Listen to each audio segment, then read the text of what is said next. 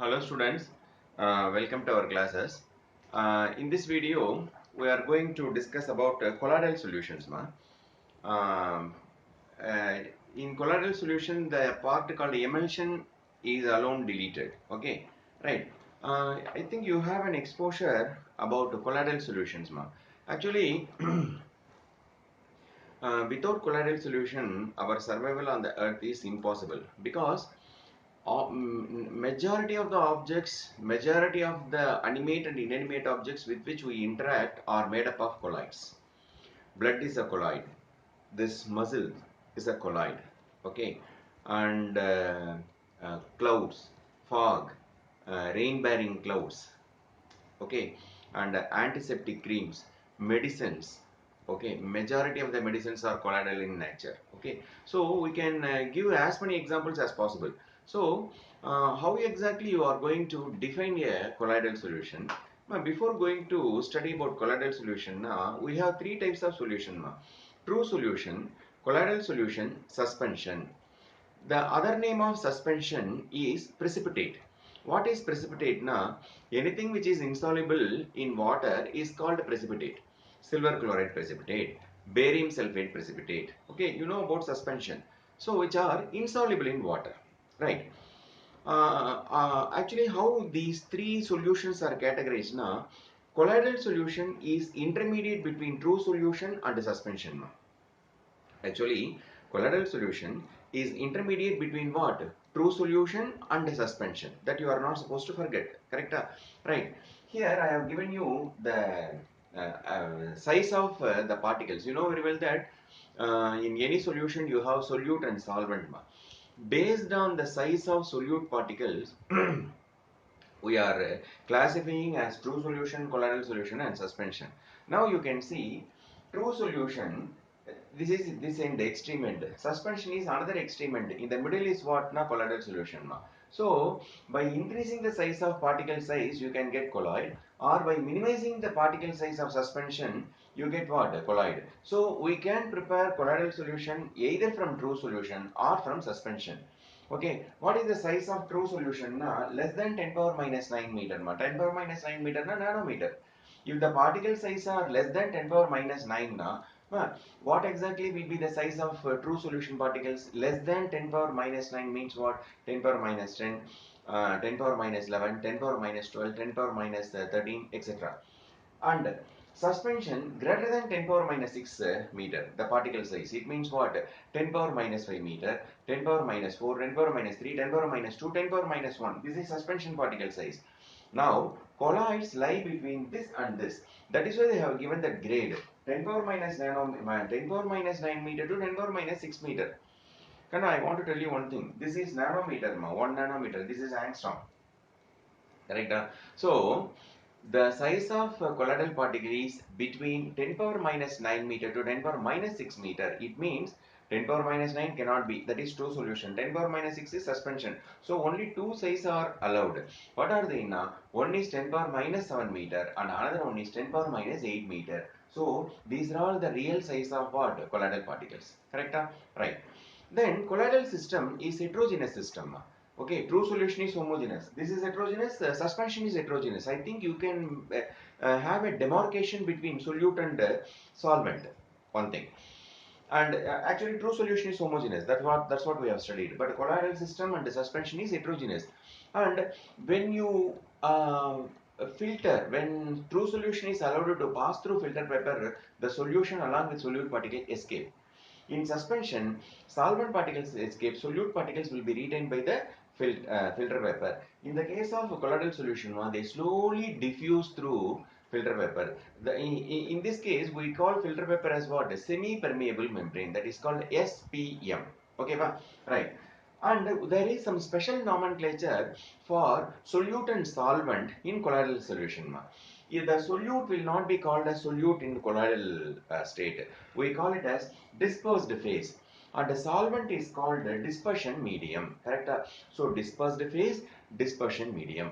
Don't forget that. Again, I am telling you, solute is called dispersed phase and solvent is called a dispersion medium. So you can imagine in any colloidal solution which will be less in amount, dispersed phase, and solvent is what? Dispersion medium. So this is the basic introduction.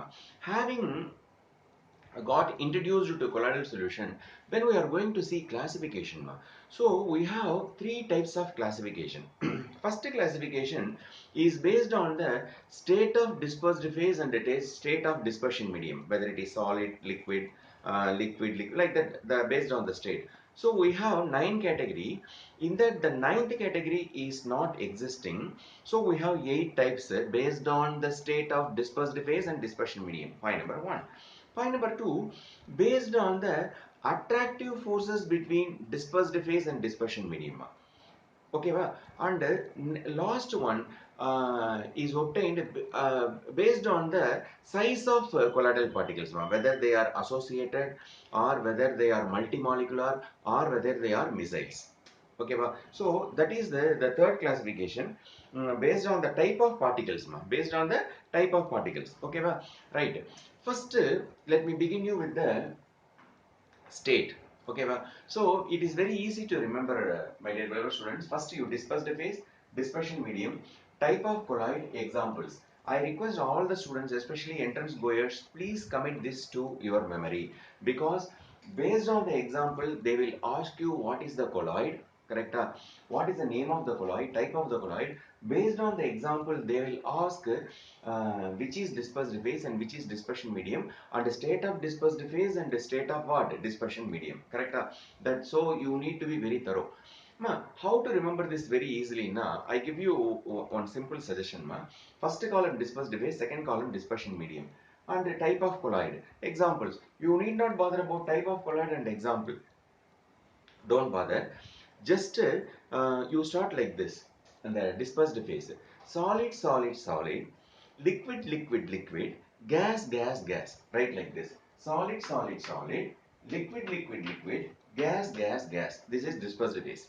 Dispersion medium. Now you change the combinations. What is it now? Solid, liquid, gas, solid, liquid, gas, solid, liquid, gas. How easy it is? Again, I am telling you. First dispersed phase. First dispersed phase: solid, solid, solid, liquid, liquid, liquid, gas, gas, gas. And then dispersion medium: solid, liquid, gas, solid, liquid, gas, solid, liquid, gas. You change the combination. So this is the way of easy way of remembering. Correct? So first case, solid in solid. Second one, solid in liquid. Third one, solid in gas. Next, liquid in solid, then liquid in liquid, liquid in gas, gas in solid, gas in liquid, gas in gas. This ninth combination I roll out now.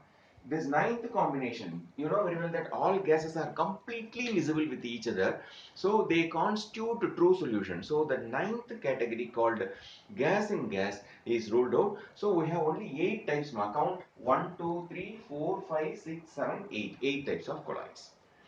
Okay, now solid in solid na, I think best classical example alloys. We can say alloys. Okay, one is major metal, another one is minor metal. I do not know why they have not given alloys. They have given gemstones, colored glasses. Here we can say alloys, amalgams. They are all coming under this category.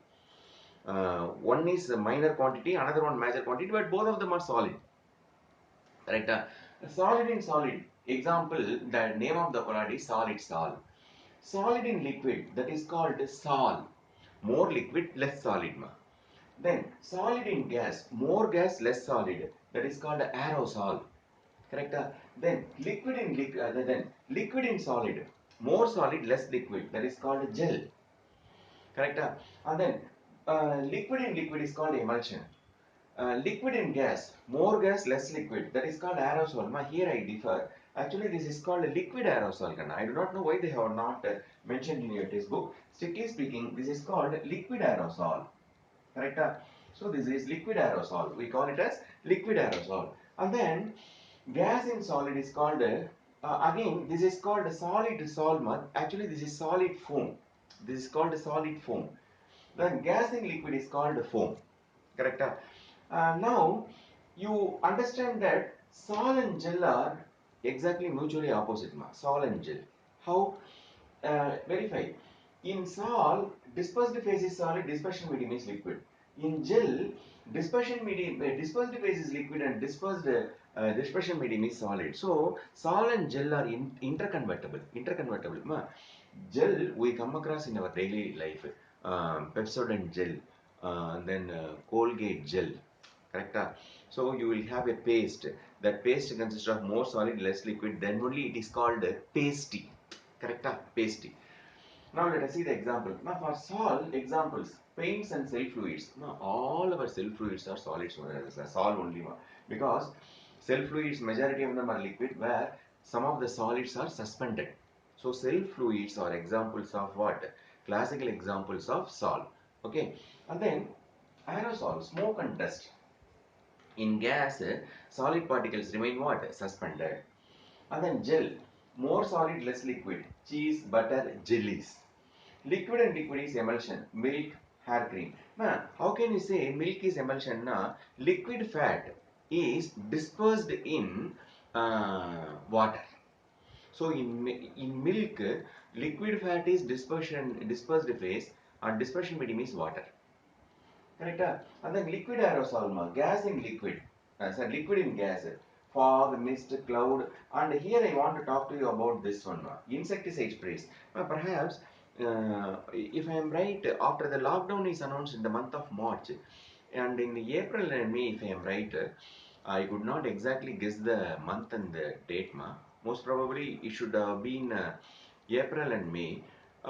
You might have heard about invasion of insects from border, across border, from Pakistan to India, especially Rajasthan, up to Madhya Pradesh, Punjab, and then up to Odisha.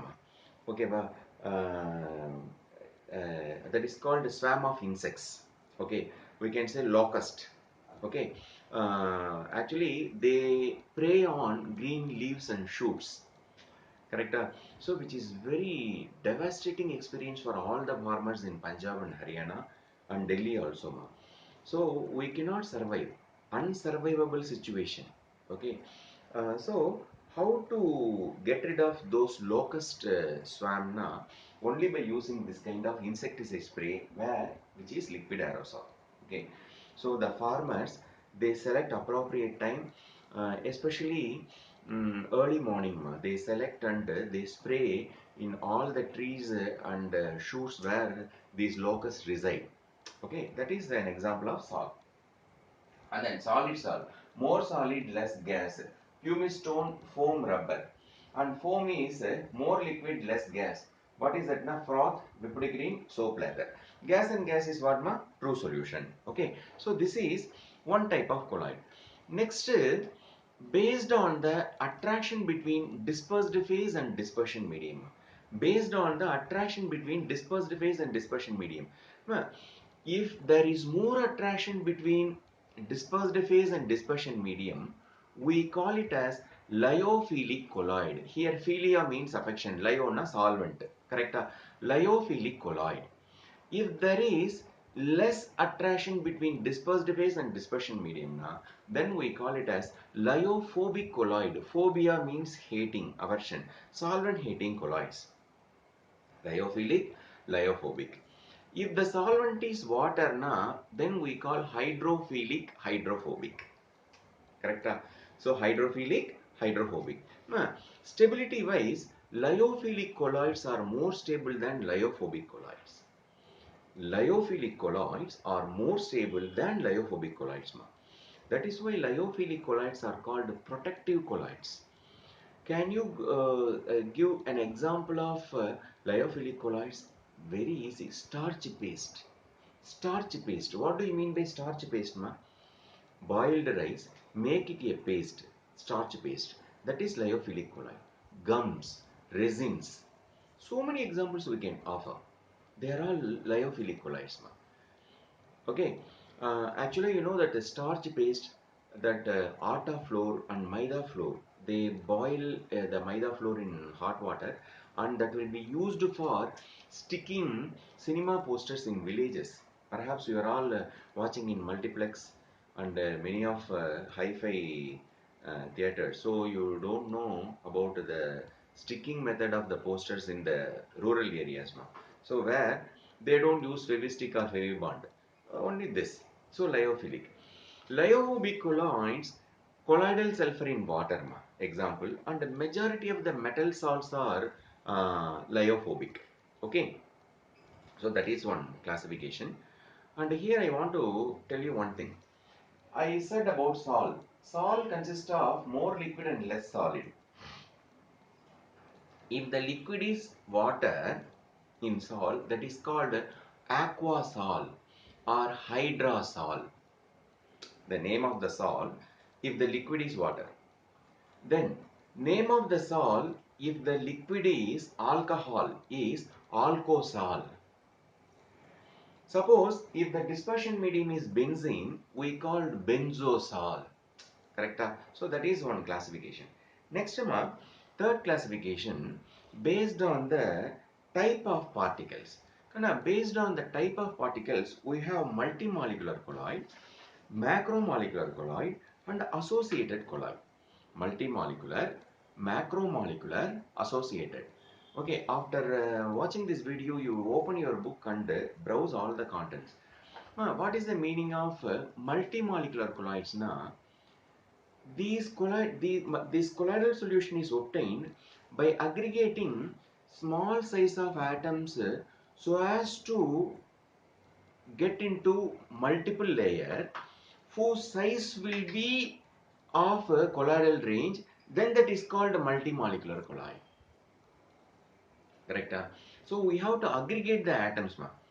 So all the scattered atoms should be aggregated in such a way that that aggregated one, the aggregated one, the aggregated atoms will constitute what size? Colloidal size. That is called multimolecular colloid. What is macromolecular colloid na? The name itself suggests macromolecule. What are they? Biomolecules. We have studied about glucose, we have studied about starch, we have studied about cellulose, proteins. You are very lucky that you didn't read about DNA, RNA and what is that? Vitamins. Okay, they are all macromolecules. These macromolecules like starch, cellulose, inulin, whatever it is, upon dissolving in suitable solvent, okay, they get converted to colloidal size. Correct? Upon dissolving in suitable solvent, that is called macromolecular colloid. And then, what are associated colloids? Associated colloids are nothing but micelles, about which you studied in 10th standard. Soap bubbles. Soap bubbles. Micelle formation is an example of associated colloid, soap bubbles. That is why they have given you the micelle action. They generally, for every batch, I am not teaching this micelle action because in 10th CBSE, I think you might have written that micelle formation and how soap removes dirt nearly 1500 times. Okay, so I leave it as an assignment for you that you can manage. Associated colloids are nothing but micelles. Now here, in this case of micelles, we have a temperature called Tk. Okay, we have a temperature called Tk. What is this now? This is called Kraft temperature. Kraft temperature. Okay, and we have one more term called CMC. Okay, CMC. Don't say CMC Vellore. Okay, Christian Medical College. Not that CMC. The CMC is critical missile concentration. Another CMC Chengalpet Medical College. Okay, but this CMC refers to critical missile concentration. What do you mean by critical missile concentration? Now, missile formation takes place only above a particular temperature. That temperature is called Kraft temperature. Correct? And missile formation takes place only at a particular concentration of the substance. That is called CMC. What is that? Critical missile concentration. Okay. So, I am going to read out from the textbook here. A colloid is a heterogeneous system in which one substance is dispersed. Dispersed phase as very fine particles in another substance called dispersion medium. That is the definition. And the size of the particle 1 to 1000 nanometer. That is 10 power minus 6 to 10 power minus 9 meter. So this classification we have seen. Okay, I have taught you. Now after that classification is over, I would like to read the paragraph. Many familiar commercial products and natural objects are colloids. For example, whipped cream is a foam which is a gas dispersed in a liquid. Firefighting foams used at emergency airplane landings or colloidal systems. Most biological fluids are aqueous salts, solids dispersed in water. Within a typical cell, proteins, nucleic acids are colloidal-sized particles dispersed in an aqueous solution of ions and small molecules. Out of the various types of colloids, the most common are salts. What are they? Solid in liquid, and gels, liquid in solid, and emulsion, liquid in liquid. So we have 8 types. Out of the 8 types, 3 are more important. Salt, gel, emulsion. Luckily, emulsion got deleted. Okay. If the dispersion medium is water, the sol is called aquasol or hydrosol. If the dispersion medium is alcohol, that is called alkosol. Then classification based on the nature of interaction between dispersed phase and dispersion medium. Okay, well, depending upon the nature of interaction between dispersed phase and dispersion medium, colloidals are divided into lyophilic, solvent attracting, lyophobic, solvent repelling. If the water is the dispersion medium, then the terms hydrophilic and hydrophobic. Then lyophilic colloids. The word lyophilic means liquid loving. Colloidal salts directly formed by mixing substances like gum, gelatin, starch, rubber with a suitable liquid in the dispersion medium are called lyophilic salts. An important characteristic of these salts is that if the dispersion medium is separated from dispersed phase, say by evaporation, the salt can be reconstituted by simply remixing with the dispersion medium. That is why these salts are called reversible salts. Very important. Lyophilic salts are reversible salts. Lyophobic irreversible. Furthermore, these salts are quite stable. They cannot be coagulated. Okay. Lyophobic salts. Now, what is the difference between lyophilic and lyophobic? Now, lyophilic salts are reversible. Lyophobic irreversible. The word lyophobic means liquid hating. Substances like metals, their sulfides, when simply mixed with the dispersion medium, do not form colloidal salt. Their colloidal salts can be separated only by special methods. Such salts are called lyophobic salts. These salts are readily precipitated or coagulated on the addition of small amount of electrolytes by heating or by shaking. Hence, they are not stable. Once precipitated, they do not give back colloidal salt by addition of dispersion medium. Hence, these are called irreversible salts. Lyophobic salts need stabilizing agents for their preservation. This is another classification. Third classification. Classification based on the type of particles of the dispersed phase. Based on that, we have multimolecular colloids, macromolecular colloids, and associated colloids. Multimolecular colloids. On dissolution, large number of atoms or small molecules of substance aggregate together to form species having size in the colloidal range, diameter less than 1 nanometer. The species thus formed are called multimolecular colloids. Example, a gold salt may contain particles of various sizes having many atoms. Sulfur salt consists of particles containing 1,000 or more of S8 sulfur molecules. Then, macromolecular colloids. Macromolecules in suitable solvents form solutions in which the size of macromolecules may be in colloidal range. Such systems are called macromolecular colloids. These colloids are quite stable and resemble true solution in many respects.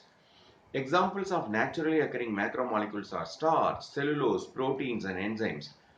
And those of man-made macromolecules are polythene, nylon, polystyrene, synthetic rubber. Next, associated colloids, that is micelles.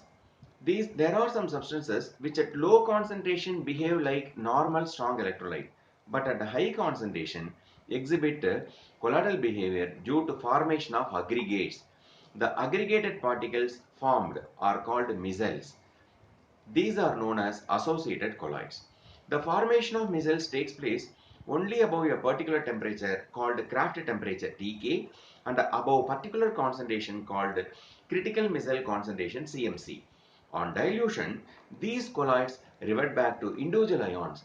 Surface active agents, soaps and synthetic detergents belonging to this class. What are the actually soaps and detergents? They belong to what is that? Associated colloids. For soap, CMC value is 10 power minus 4 to 10 power minus 3 mole per liter. Please underline this value, ma.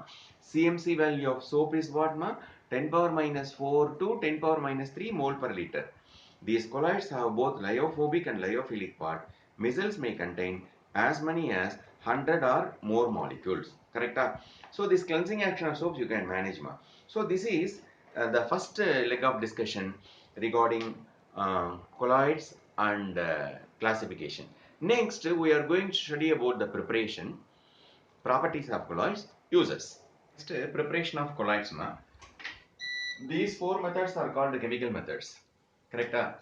They are four in numbers: double decomposition, oxidation, reduction, hydrolysis, correct? So you can prepare arsenic sulfide colloid, this is yellow in color, by double decomposition. That is AS2O3 to the arsenic oxide solution you pass hydrogen sulfide, so O will exchange sulfur and sulfur will exchange for O, so you get AS2S3 plus 3H2O. And then this reaction you studied in 10th CBS in balancing of equation. SO2 plus 2H2S gives 3S plus H2O, 2H2O. And this is oxidation. How you say oxidation? From H2S sulfur is obtained, hydrogen is removed. Correct? Hydrogen is removed from hydrogen sulfide. So this is oxidation. So in this method we prepare what? Colloidal sulfur. You have to commit the equation to memory. SO2 plus 2H2S gives 3S plus 2H2O. And this is hydrolysis. To ferric chloride solution, if hot water is added, FeCl3, it undergoes hydrolysis to give ferric hydroxide salt. Correct? I think you can write it very easily. FeClClCl. H2O can be written as HOH, HOH, HOH. So you get what? 3HCl and FeOH thrice. And this one I need not say because in tolerance test I taught you. Formaldehyde is a very good reducing agent. You know very well that all aldehydes are reducing agents. Okay, so formaldehyde reduces gold chloride to gold. That is why this reaction is called reduction. Gold chloride is reduced to colloidal gold by using what? Formaldehyde. This equation also you have to commit to memory. What is that equation? 2AuCl3 plus 3HCHO plus 3H2O gives 2Au plus 6HCl plus 3HCOOH. Okay, so again I am telling you four methods. Double decomposition, oxidation, reduction, hydrolysis. Right. Next one, electrical disintegration, or we can say a method called the Briggs arc method. Electrical disintegration or Briggs arc method. What is electrical disintegration or Briggs arc method? Now, first of all, I want to tell you that in these methods we can prepare, by these methods we can prepare colloidal gold, colloidal silver, colloidal platinum. These three can be easily prepared by this method. Colloidal gold, colloidal silver, colloidal platinum. Okay, so these three can be prepared by using what? Briggs arc method. Here, this is ice bath. In this ice bath, we take a beaker consisting of a suitable dispersion medium. Correct? In this suitable dispersion medium, we insert a metal rod having two polarities. The same metal act as anode. The positive end is also same metal. Negative end is also same metal. Correct? So connected to source of power. So when these two metals are inserted in the dispersion medium and they are struck, an arc will be produced here. That is why this is called Briggs arc method. At the high temperature of the arc, the tip of the metal will vaporize. Okay, the tip of the metal will vaporize to go out of the solution, but it will not happen so because of the presence of what? Ice bath. Because of the presence of ice bath, the vapor metal will get condensed in colloidal form and get deposited in what? Dispersion medium. So this method is known as Briggs arc method. By this method we prepare colloidal gold, colloidal silver, colloidal platinum. Okay, and third method they have mentioned peptization. Here I have given one important term, peptization, coagulation. These two are frequently used terms in colloidal science. Okay, peptization and another one what? Coagulation. What is the meaning of peptization? Converting a precipitate into colloid is called peptization. Converting a colloid into precipitate is called coagulation. See, I would like to convert a precipitate into colloid. That is called peptization. Converting a colloid into precipitate is called coagulation. How will you convert a precipitate into colloid? You know very well that precipitate is nothing but a suspension, correct? Where many particles will be forming an aggregate whose size will be greater than 10 power minus 6 meter, correct? To that you add a substance called peptizing agent, correct? You add a substance called peptizing agent which will dismantle the particles. I hope you understand. So when all the aggregated particles are dismantled, automatically the size will get reduced, and that size will become equal to what size? Colloidal size. That is what we call as peptization. Here in your textbook they have given after Briggs-Hork method peptization. I read it aloud. Peptization. Peptization may be defined as the process of converting a precipitate into colloidal salt by shaking with a dispersion medium in the presence of small amount of electrolyte. Correct? The electrolytic agent used for this purpose is called peptizing agent. This method is applied generally to convert a freshly prepared precipitate into colloid. If you want to convert a precipitate into colloid, you have to perform a process called what? Peptization. That agent employed is called peptizing agent. Okay, ma. Then during peptization, the precipitate adsorbs one of the ions of the electrolyte on the surface. Ma, you can ask me, see, all the particles will be aggregated. This peptizing agent, upon getting introduced into that solution, each particle of the precipitate will get adsorbed on the peptizing agent. Correct? So the size gets what? Diminished. Now here one important point, ma. The particles are not absorbed, adsorbed. That is why colloidal lesson is studied under what topic? Na? Surface chemistry. Correct? I read it. During peptization, the precipitate adsorbs one of the ions of the electrolyte on its surface. This causes developments of positive or negative charge in the precipitate, which ultimately break into smaller particles of the size of colloid. So, if anybody asks you what is peptization in the examination, you should write the 2 paragraph. Then only you will be awarded full marks. So, don't forget that. Then purification of colloids. Here you have here you have dialysis, electrodialysis, and ultrafiltration. Dialysis, regarding that we have studied dialysis where in solution lesson SPM, semi-permeable membrane. First of all, I want to tell you dialysis, electrodialysis, and the third process is called ultrafiltration. Diagram part you can verify, that is very easy. We have SPM called semi-permeable membrane, which is cellulose acetate, that is known to you, and animal bladder, that is also SPM.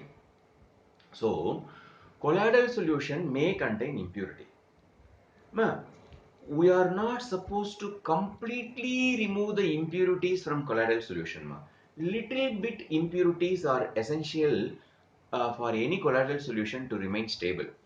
If all the impurities are totally stripped off from colloidal solution, the colloidal solution will get converted to what? Precipitate. That is called coagulation.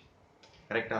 So you are not supposed to completely remove all the impurity from the colloidal solution. Now I want to talk to you about dialysis. A colloidal solution containing ionic impurity is placed in a parchment bag. That bag bottom contains SPM, semi-permeable membrane. You know very well that the impurities will be true solution. Colloids will not pass through the membrane. Only impurities will pass through the membrane. So this is what we call as dialysis. Example, kidney. Kidney is a very good dialyzer. What function does a kidney do? Kidney removes impurities, soluble impurities from blood, because blood is purified by kidneys. Correct? So impurities are soluble impurities, they are excreted in the form of urine. Correct? So you know the process called dialysis. Often you come across the term called dialysis. So and so underwent a dialysis. Now, what do you mean by that? If excretory organs such as kidneys are malfunctioning, then blood cannot be purified. Then blood becomes impure. You know very well that blood is an example of a classical colloid. Correct? So dialysis is a process to purify colloids. Then electrodialysis. What is the meaning of electrodialysis, Kanna? Very simple. If the impurities are ionic impurities, the speed of dialysis can be enhanced if electrical field is applied. So ionic impurities will get rid of colloidal solution very easily in the field in the presence of electric field. That is what we call as electrodialysis. Kanna, I want to tell you one thing. Electrodialysis will not be applicable if the impurities are non-ionic. For example, yes, so a colloidal solution contains sugar, a colloidal solution contains urea, etc. They are all non-electrolytes. In that case, it is highly foolish to talk about what? Electrodialysis. Then ultrafiltration. What is the difference between ordinary filter and ultrafilter? Now, in an ordinary filter, if you filter, that filter will allow true solution to escape, even colloidal particles to escape.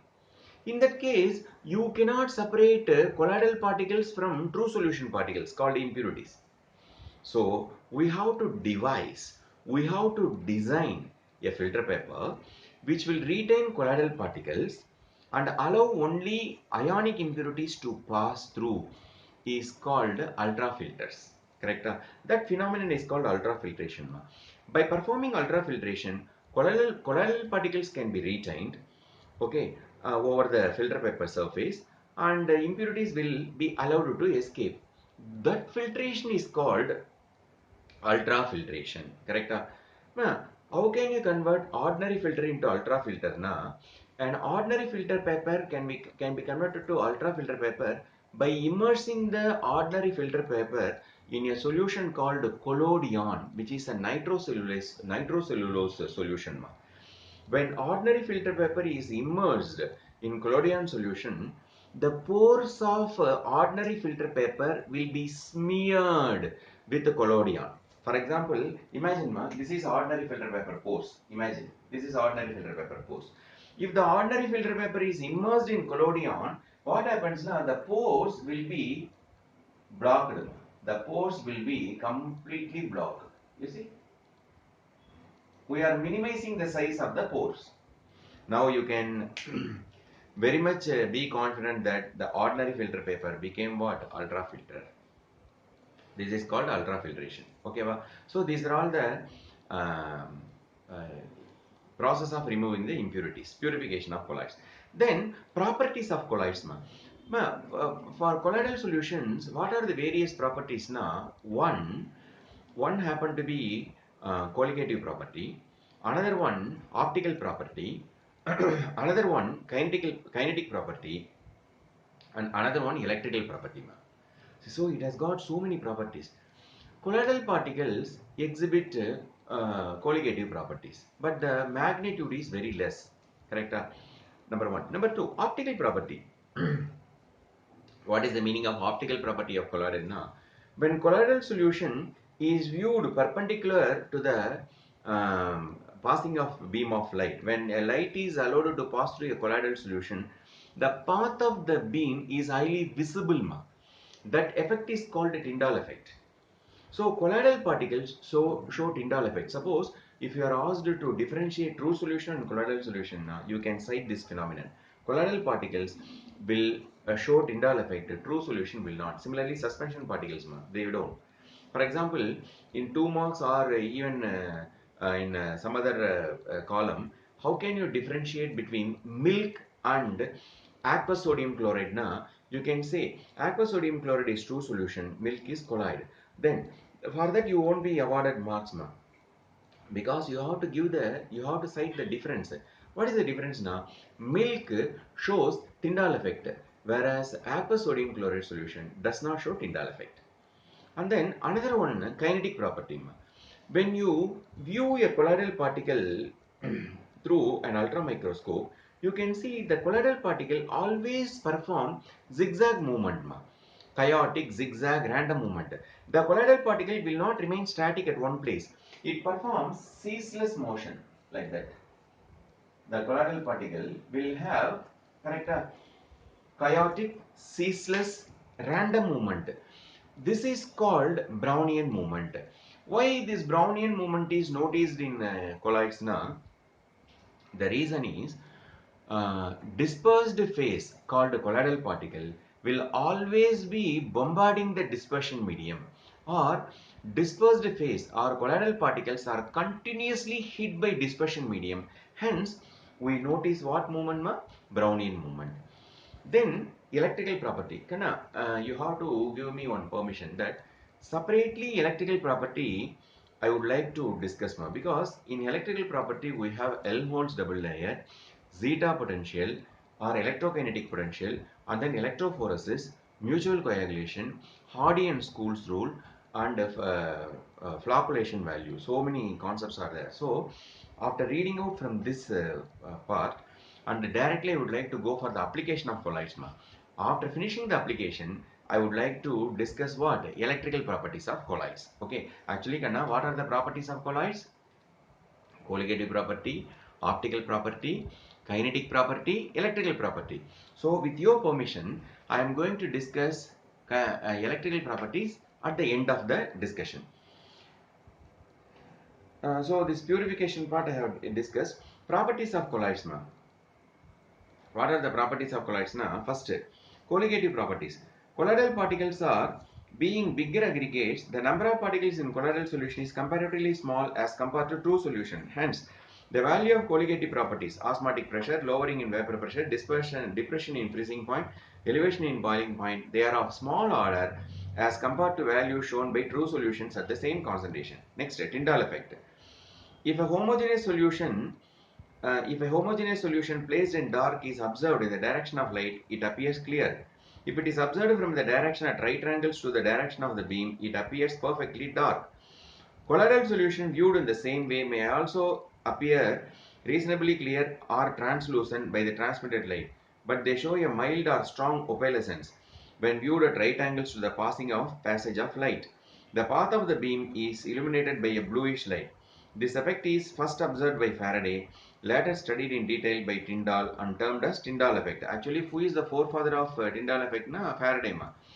I think I can say here that we study Henry's law. Correct? Prior to Henry's law, Dalton performed. Henry modified. The Tyndall effect is due to the fact that colloidal particles scatter light in all directions in space. The scattering of light illuminates the path of the beam in the colloidal dispersion. Tyndall effect can be observed during the projection of a picture in cinema hall due to scattering of light by dust and smoke particles present there. Tyndall effect is also observed when you walk past a canopy, a cluster of trees, especially during the cloudy season. You can see the path of the penetrating light, the dazzling light. Penetrating through the canopy of forest. Okay, that is Tyndall effect only. Here they have given two conditions for Tyndall effect. What are the two conditions for the Tyndall effect? Tyndall effect is observed only when the following two conditions are satisfied. Number one, the diameter of the dispersed particles is not much smaller than the wavelength of the light used. Number two, the refractive index of the dispersed phase and dispersion medium differ greatly in magnitude. Correct? So these are all the two conditions for Tyndall effect. Tyndall effect is used to distinguish between colloidal and true solution. That's what I told you. Zsigmondy in 1903 used Tyndall effect to set up an apparatus known as ultramicroscope. An intense beam of light is focused on colloidal solution contained in a glass vessel.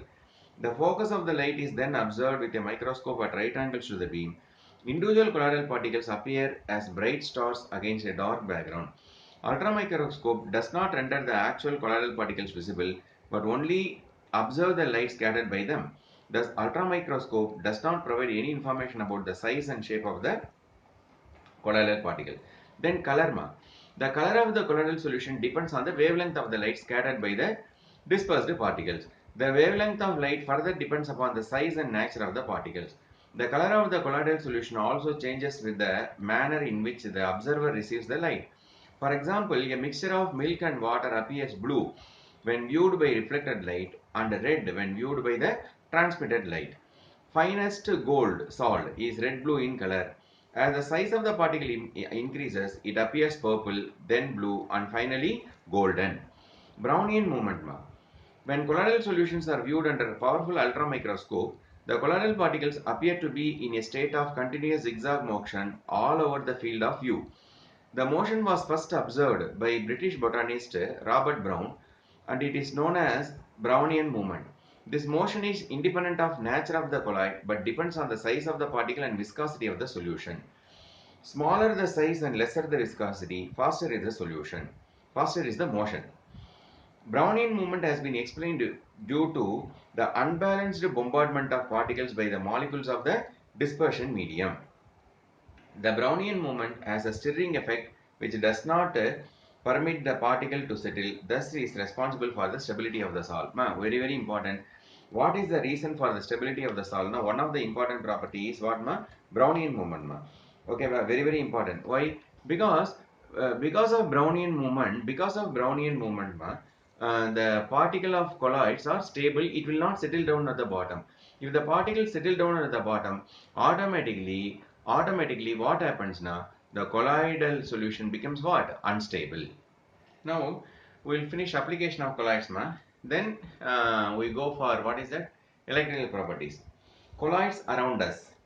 Most of the substances we come across in our daily life are colloids. The meals we eat, the clothes we wear, the wooden furniture we use, the houses we live in, the newspapers we read are largely composed of what? Colloids.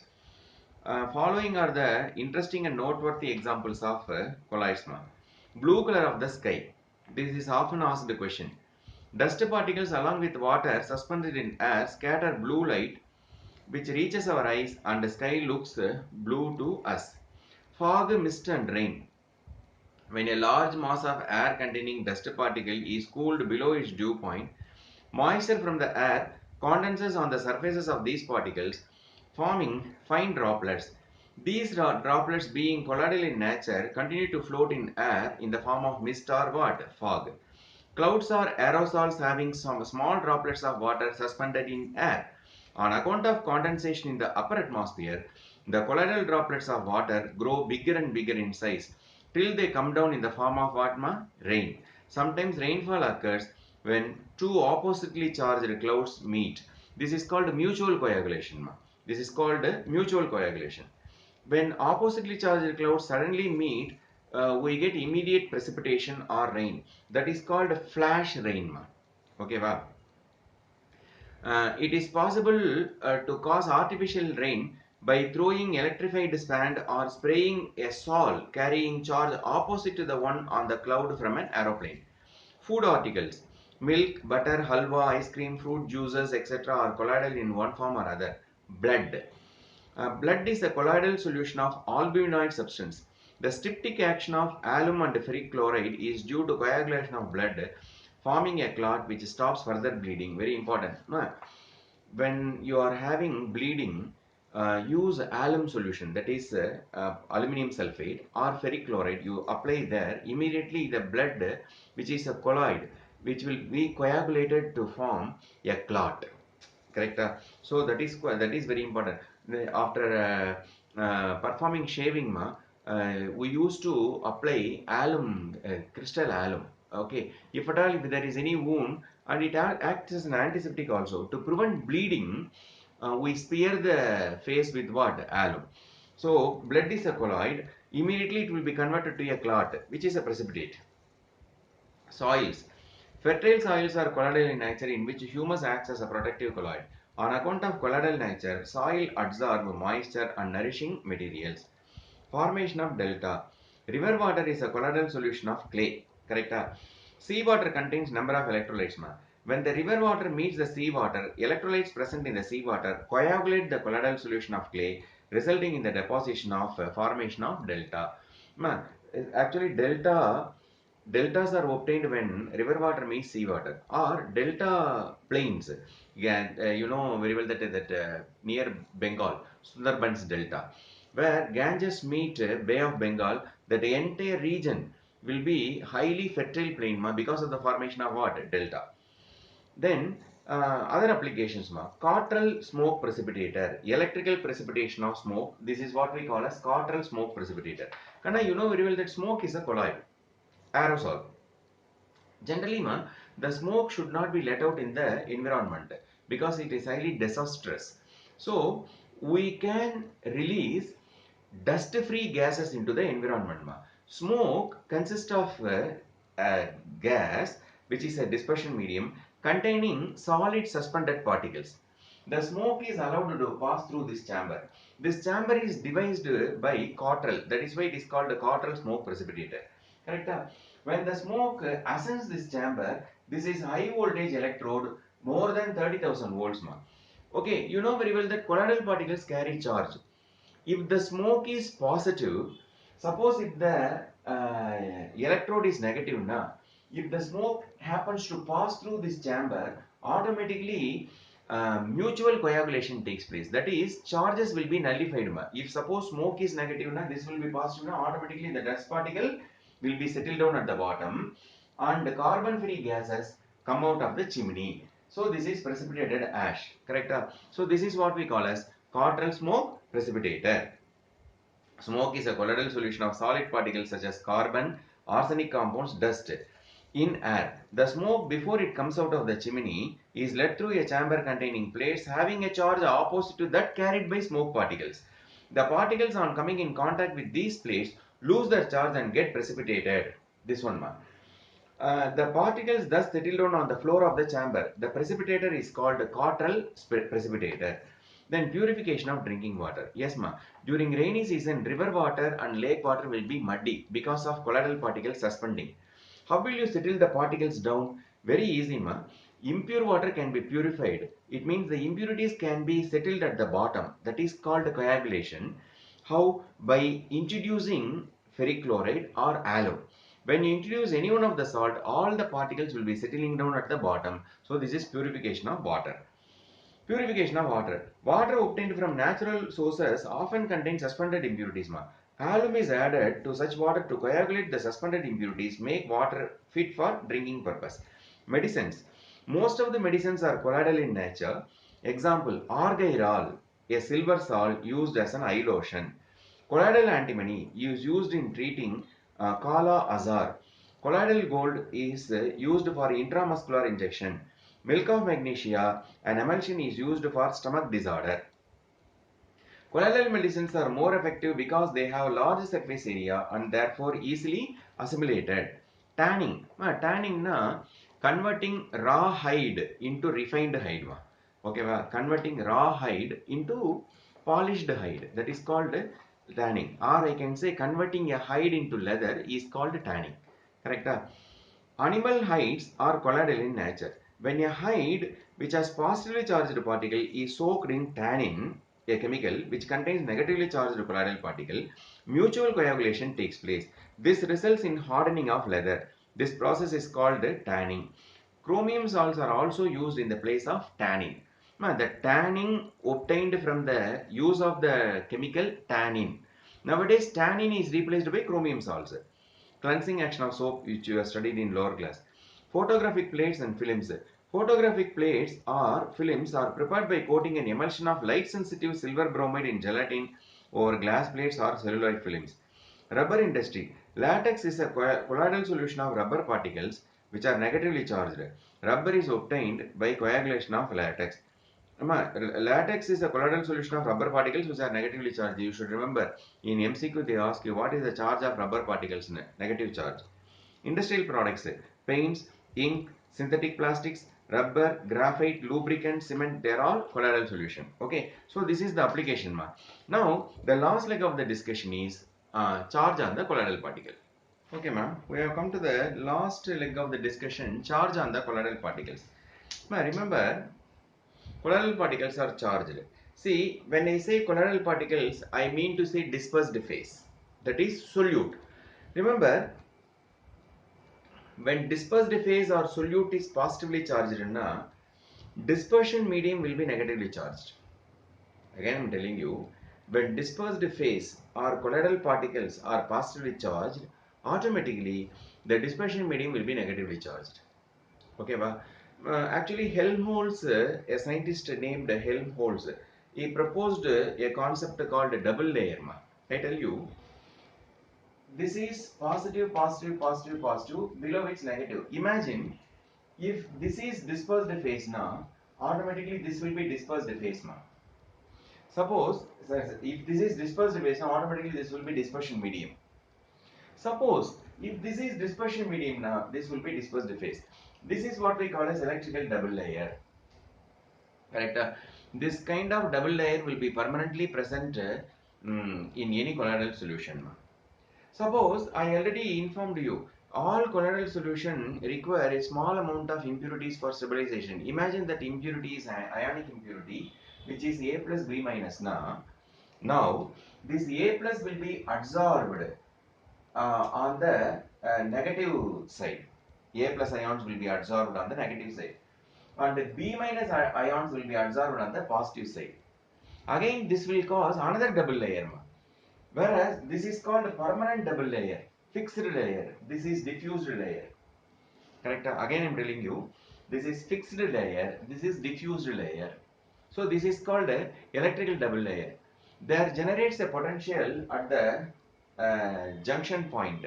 This is called zeta potential or electrokinetic potential, or what? Zeta potential. So we come to a conclusion that colloidal particles carry charge. We can determine charge of the colloidal particles also. The charge of the colloidal particles, the charge is very much determined easily by a method called, here I have written one, electrophoresis. Electrophoresis. What is it? I am going to discuss it little bit later. Point number one. Point number two, the charge of colloidal particle, how it is developed in a method of preparation. Method of preparation. So mode of preparation of a particular colloid will create either positively charged or negatively charged colloid. For example, silver nitrate is added to potassium iodide. Potassium iodide added to silver nitrate.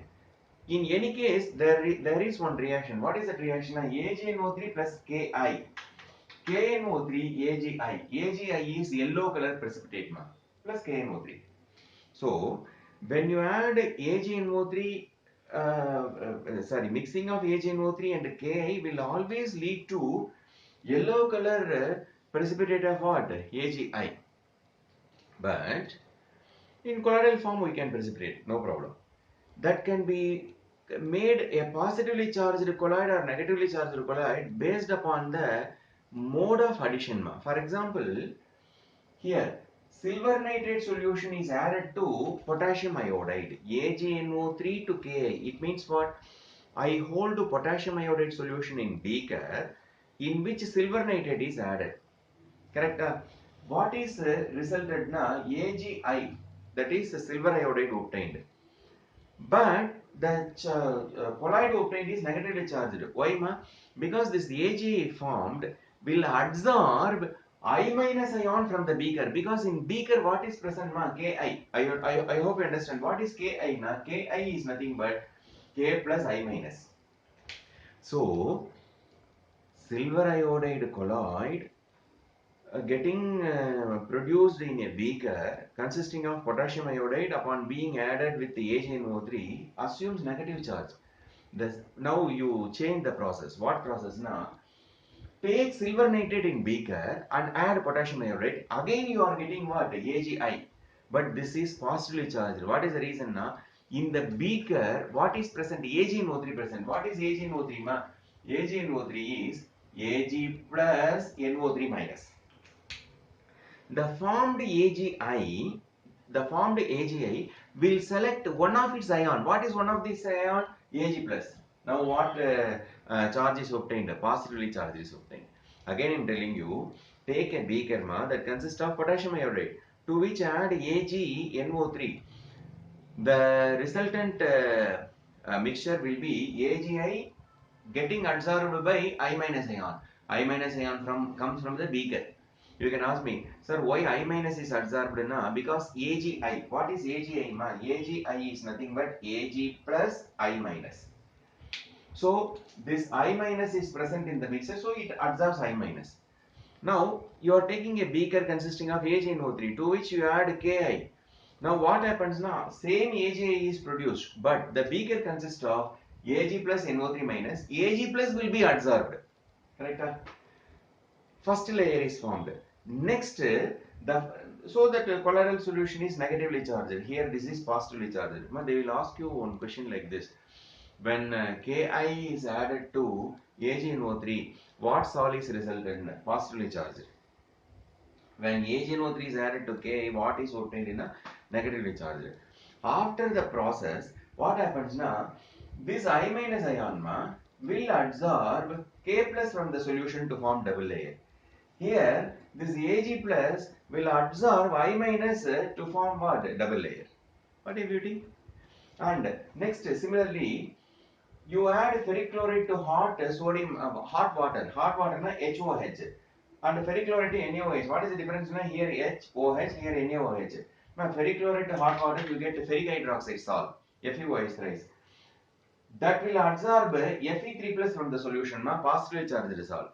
Now, the same ferrichlorate, if it is added to sodium hydroxide, what happens now? You are getting the same salt, Fe2O3.XH2O, but it will absorb OH minus from NaOH, correct?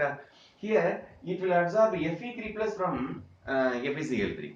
So, when ferrichlorate is added to hot water, you get positively charged salt of this one, Fe2O3.XH2O bar Fe3 plus. Whereas when the same ferrichlorate is added to NaOH, you get the same salt but negatively charged. How beautiful, ma, these are all, correct? Then finally I will read out. We are going to discuss a phenomenon called electrophoresis. Now what is electrophoresis? Now it is a process by which, remember ma, only colloidal particles migrate, dispersion medium will not migrate. That is called electrophoresis. It is also known as cataphoresis. When it is called cataphoresis, if the colloidal particle migrate to cathode, then that is called cataphoresis. If the colloidal particles migrate to cathode, then it is cataphoresis. Electrophoresis method is highly useful to determine charge of the colloidal particle. This method is highly useful to determine what? Charge of colloidal particle. How? This is U-tube assembly where we fill colloidal solution. This is anode, this is cathode. Correct? The level, these are all sealed so that dispersion medium cannot escape. The water will not come out. Correct? Now, when potential difference is applied, what happens now? I said, what is electrophoresis? In this process, only colloidal particles migrate. Dispersion medium will not migrate. Correct? Now, after some time, if you happen to see a boundary-like arrangement here consisting of smaller particles, now you are able to notice a boundary consisting of smaller particles near anode. I come to a conclusion that near anode a boundary consisting of particles, now surely we come to a conclusion that the colloidal particles are negatively charged. That is why they are heading towards where, ma? Anode, positive charge. Suppose if you are noticing the same boundary near cathode, immediately it can be concluded that colloidal particles are positive, hence they are heading towards what? Negative electrode. This is called electrophoresis. What is electroosmosis? In electroosmosis, ultama. In electroosmosis, dispersion medium migrates, colloidal particles will not migrate. Correct? In electroosmosis, dispersion medium will migrate, but colloidal particles will not migrate. Okay, this is one important point. So, this is regarding charge of the colloidal particles, ma. And then here one important point called mutual coagulation, ma. What is mutual coagulation? See, when two oppositely charged colloidal solutions happen to meet each other, upon mixing, what happens now? The charge of this colloidal solution will be nullified by charge of another colloidal solution. This is what we call as mutual coagulation. So mutual coagulation is one of the reason for flash rain, okay, which took place, which happened in Uttarakhand several years ago. Okay, flash rain and flash floods. That is the reason for what now? This mutual coagulation of what? Clouds. And then one important point is here we are going to study one rule. What is that now? Quite shortly I will tell. Before that, I will read the charge on the colloidal particles. Here they have given a tabular column. Positively charged salt, negatively charged salt.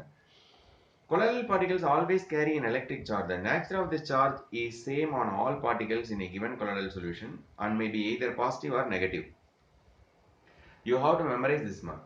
Positively charged colloids, hydrated metallic oxides, Al2O3.XH2O, CrO3.XH2O, Fe2O3.XH2O, and then basic dyestuffs, methylene blue salt, hemoglobin, blood is positive, and then titanium dioxide salt, positive. Negatively charged salts, copper salt, silver salt, gold salt, negatively charged. Metallic sulfides, As2S3, Sb2S3, cadmium sulfide. Generally oxide salts are positive, sulfide salts are negative. Acidic dyestuffs, eosin, Congo red, etc. Then salts of starch, gum, gelatin, clay, charcoal, they are all negatively charged salts. The charge on the Sol particle is due to one or more reasons. Due to electron capture by Sol particles during electrode dispersion of metals, due to preferential adsorption of ions from solution, due to the formation of electrical double layer. They are the 3 points are answer for what is the reason for charge on the colloidal particles. What are the 3 points? Due to electron capture by Sol particles, due to preferential adsorption of ions, due to the formation of electrical double layer. Preferential adsorption of ion is the most accepted reason.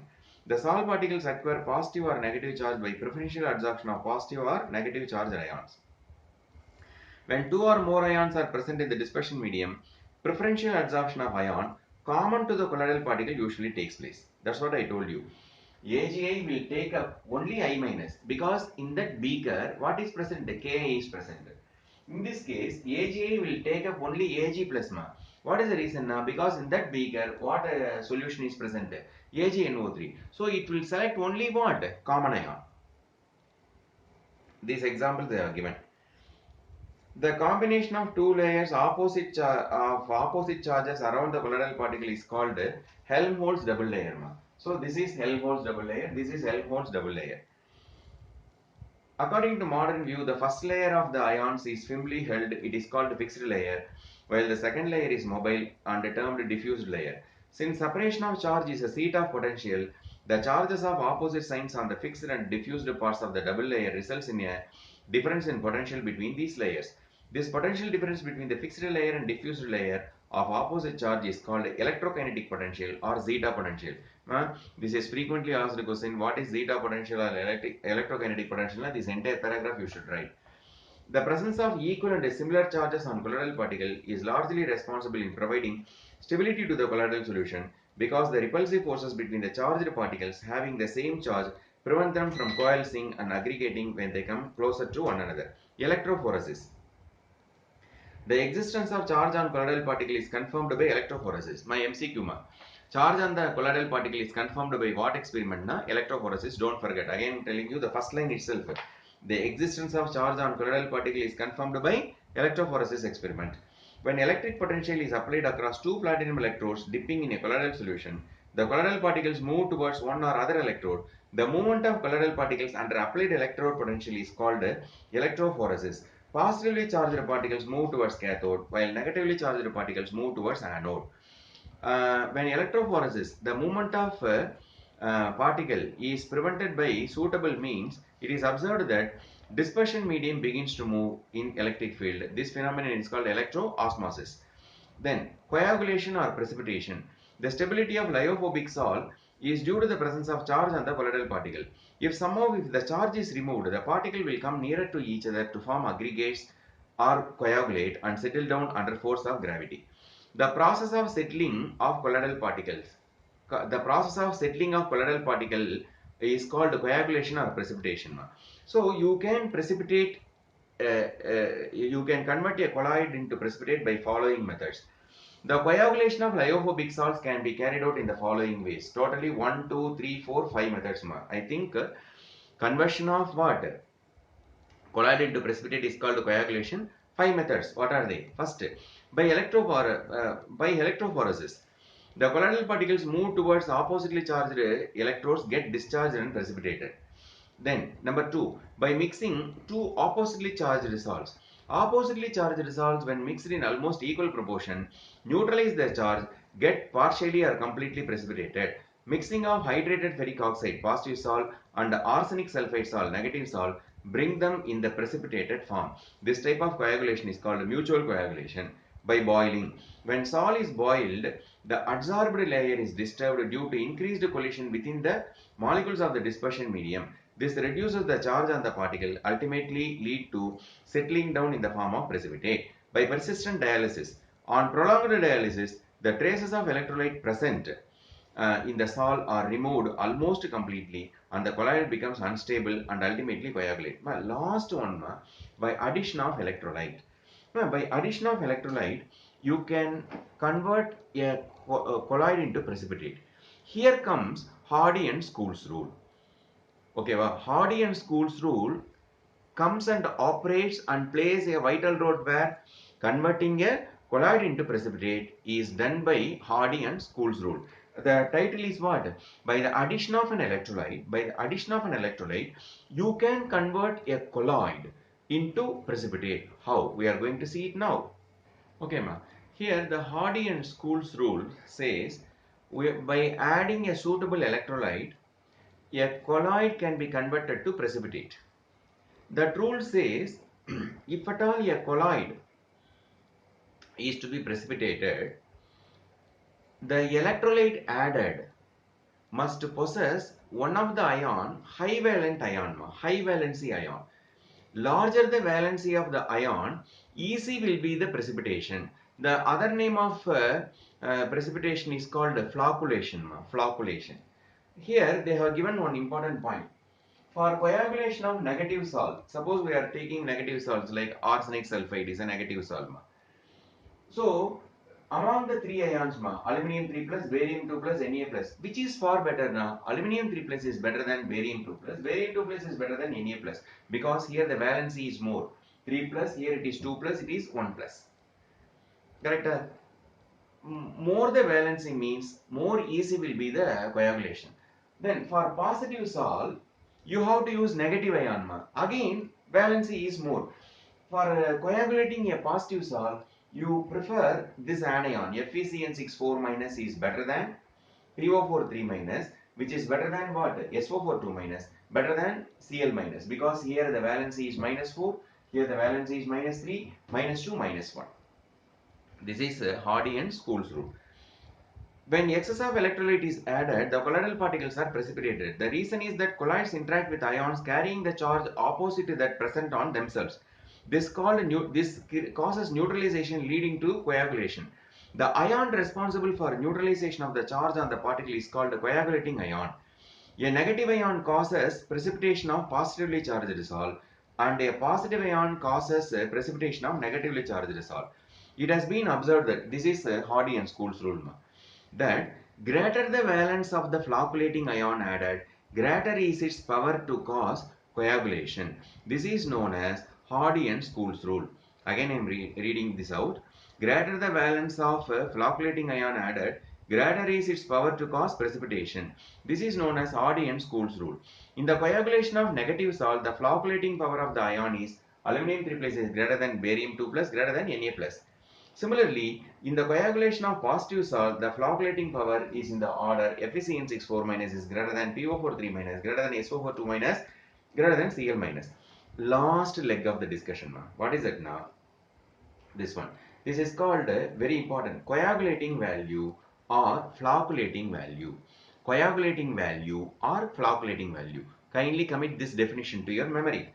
The minimum concentration of an electrolyte in millimoles per liter required to cause precipitation of salt in 2 hours is called coagulating value. What is coagulating value definition, ma? The minimum concentration of an electrolyte in millimoles per liter required to cause precipitation of a salt in 2 hours is called coagulating value. The smaller the quantity needed, the higher will be the coagulating power of ion. Okay, ma? Then we already discussed about that lyophobic and lyophilic salts. Correct? You know very well that lyophilic salts are reversible, lyophobic irreversible. So lyophobic colloids will be protected by mixing with lyophobic colloids will be protected by mixing with lyophilic colloids. That is why lyophilic colloids are called protective colloids. Last one, coagulation of lyophilic salts. There are two factors which are responsible for stability of lyophilic salts. These factors are charge and solvation of colloidal particles. When these factors are removed, lyophilic salt can be coagulated. This is done by adding an electrolyte, by adding a suitable solvent. Correct? When solvents such as alcohol, acetone are added to hydrophilic salts, dehydration of dispersed phase occurs. Under this condition, a small quantity of electrolyte can bring about coagulation. They are talking about how can you destroy a lyophilic salt. Lyophilic na solvent loving. Okay, how will you destroy a lyophilic salt? You, for example, hydrophilic salt. Hydrophilic salt na water loving. In that you add acetone or some other organic solvent. What happens? Repulsion take place. Automatically the salt will be coagulated. Correct? And then, how can you destroy a lyophilic colloid? You can add some flocculating ion having higher valency, as in the case. Automatically, lyophilic salt will be what? Destroyed. Then, protection of colloids. Lyophilic salts are more stable than lyophobic salts. This is due to the fact that lyophilic colloids are extensively solvated. That is, colloidal particles are covered by a sheath of liquid in which they are dispersed. Lyophilic colloids have a unique property of protecting lyophobic colloids. When a lyophilic salt is added to lyophobic salt, the lyophilic particles form a layer around the lyophobic particle, thus protect the latter from the electrolytes. So, lyophilic colloids used for this purpose are called as protective colloids. Okay, so we want to protect lyophobic salts from destruction by adding lyophilic colloids. Hence, lyophilic colloids are called protective colloids. Okay, Kana, I hope you enjoyed this lesson. With that, this lesson comes to an end. On your behalf, I read all the contents of the textbook because many of you are not reading the textbook properly. The NCERT is a holy book for all of you, remember. So keep reading and keep watching the video. Most probably we will be starting with another new lesson in the first volume in the next video. Till then, take care. Bye bye.